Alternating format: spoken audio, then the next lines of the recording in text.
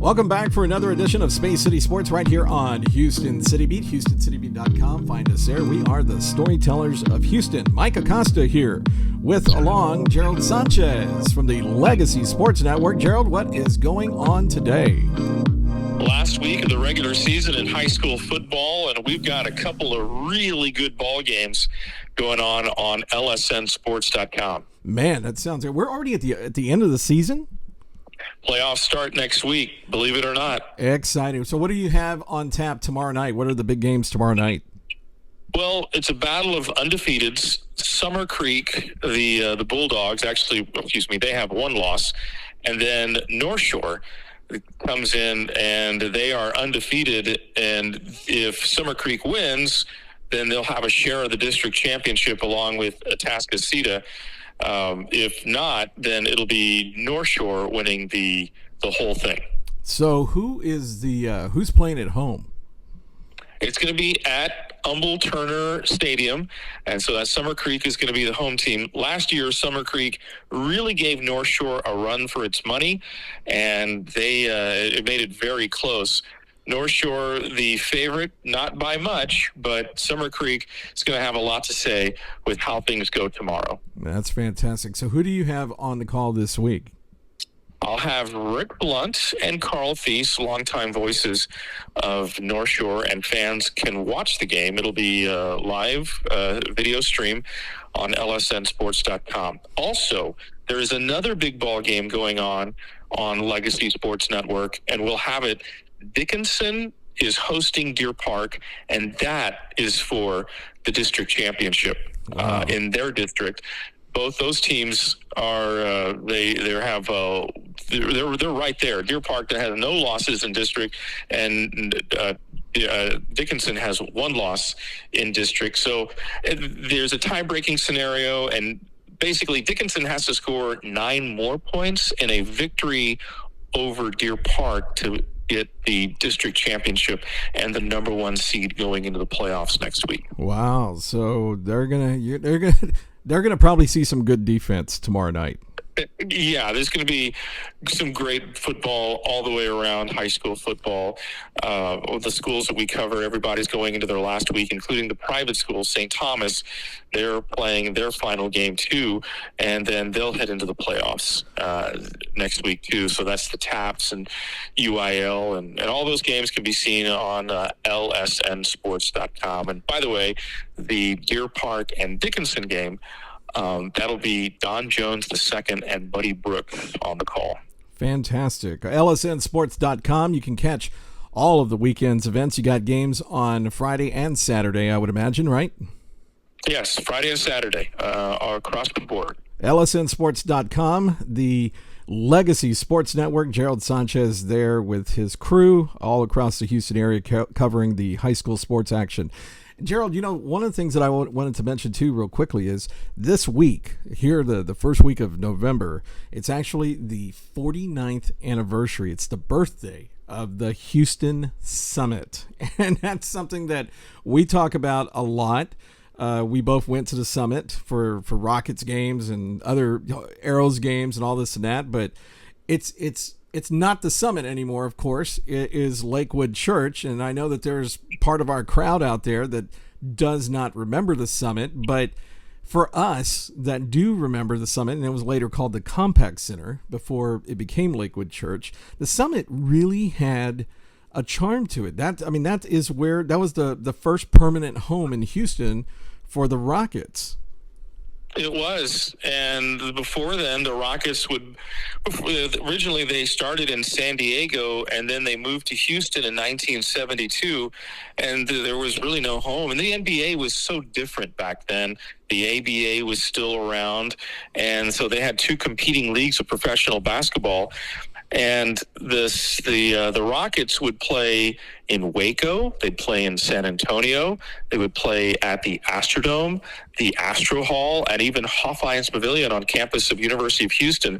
They didn't have a home, and then the city of Houston was able to build the Summit, and the very first game was against the Milwaukee Bucks, and the Rockets won that game. And That was the beginning of a beautiful era of Rockets basketball. Yeah, and you know what's really cool about the Summit? I mean, the Summit hosted wrestling, hockey, numerous concerts, family shows, circuses, all of that, but it had a certain charm to it that I really like. You know what I remember most?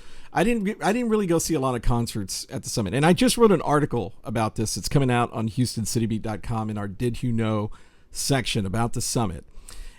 I remember probably more than anything else. I don't know why. I just think it's cool. I remember at the end of the Rockets games when they would win, Gene Peterson sitting on the floor of the Summit right there on the court and interviewing a player of the game, and they always had that jazz music playing in the background, and they piped it in through the sound system while he was live on the radio on the Rockets network.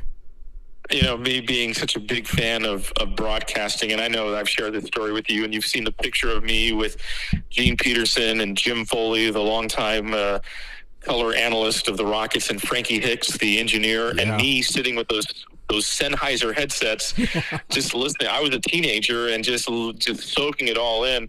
But you're right, Gene Peterson, the longtime voice of the Rockets, who just recently passed, sitting in the director's chair, center court, with the player of the game, and they would pipe it into the Summit PA system.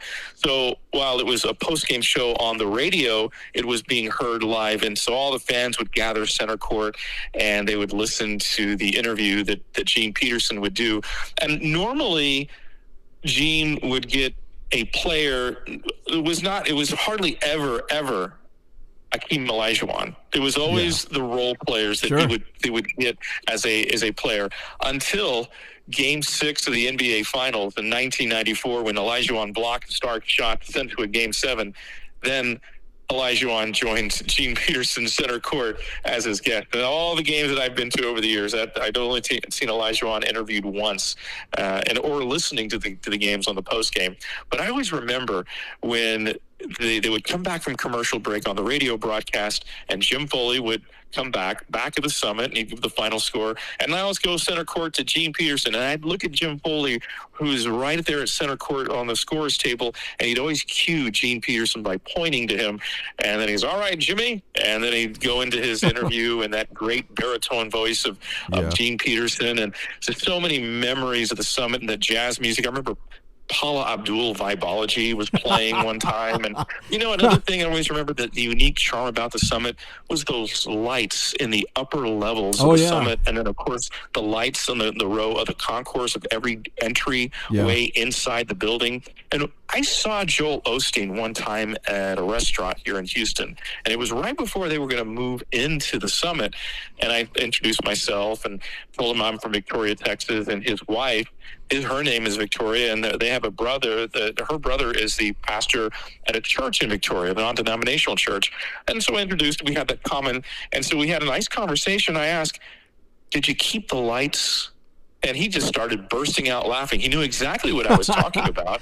And he said, no, we didn't. But I know what you're talking about. Yeah. And I know that time doesn't permit. We have a long time, but Jeffrey Troncoso, the longtime employee of the Astros, told me the story once about Joel Osteen meeting Def Leppard inside the church. And they meet because they were such big fans of each other, and how he got that pulled off and got that introduction together. So that was there's a lot of stories of the Summit. I remember walking in the corridors where the locker rooms were, and they had pictures of all of the big entertainers, like just these big pictures of like Big Bird and Prince and Elton John, and then you see Ralph Sampson grabbing a rebound, and it just had all these pictures of all the Barbra Streisand, Neil Diamond, all the entertainers, Led Zeppelin, Jimmy Page and Robert Plant, and just the pictures of these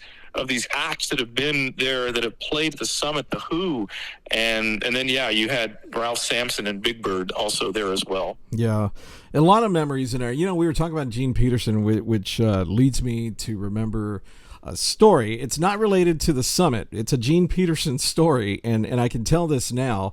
But back in 1999, I was working as an intern in the Astros broadcast department.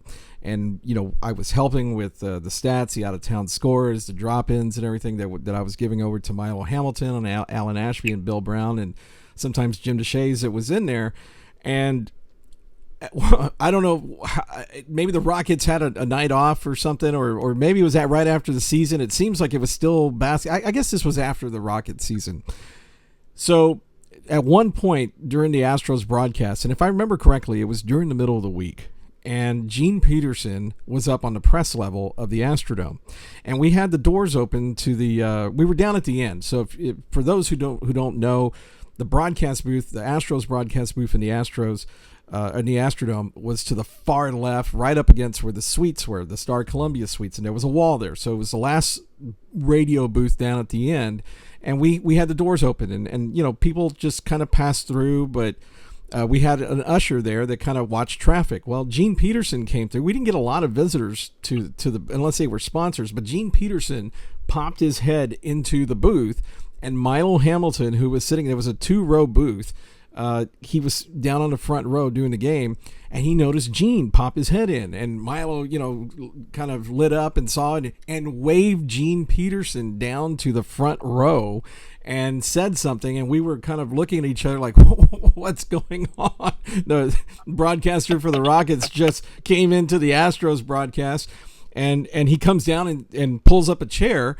And before we know it, Gene Peterson is talking on the Astros broadcast, the Astros radio broadcast, as Milo is calling the game, and he just becomes this this guest, and then all of a sudden, Jerry Hunsaker, who was the general manager of the Astros back then, he pops in the radio booth. It's like, what's going on?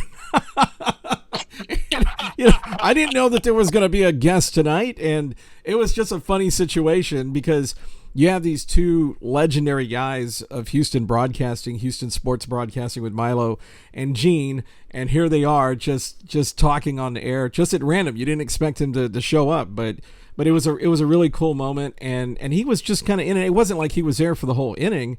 He came in for maybe just a couple minutes or whatever. Or, to us who call this type, who announce and broadcast like this, we think that it's a couple minutes, and it's like really 10 minutes in real life. But that it seemed like it was a very short amount of time. Then he was out, and it was. I remember Jerry Hunsaker being like, I didn't know anything about this. We need to clear this before you. It's like, well, he just walked straight in and just went down there because Milo called him down to the front row. It was quite a funny moment. So anyway, well, two legendary broadcasters. Milo is a Ford C. Frick Award winner, which, for in case fans don't know, or listeners don't know, that is the equivalent to being in the Hall of Fame for a broadcaster. Yeah. And maybe one day Gene Peterson will be able to be that. You'd be given that award for the National Basketball. The Hall of Fame there in Springfield, Massachusetts, because he's certainly deserving of it, being such a long-time voice of one team. Yeah. Two legendary guys that we probably won't see the likes of again on the air as styles and times change throughout sports and in broadcasting in general. So, well, that'll do it for another edition of Space City Sports here on Houston City Beat. I want to thank Gerald Sanchez. Gerald, thanks for coming back in here. That we are going to have. Tell us one more time real quick those two big games tomorrow night.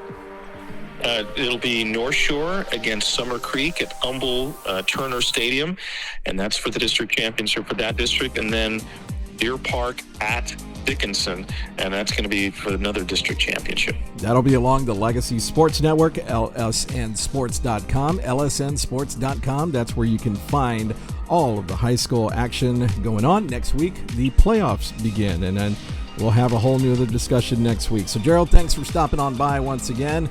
For Gerald Sanchez, I'm Mike Acosta. For Space City Sports, make sure to listen to us as well on HoustonCityBeat.com. Till next time, so long, everybody.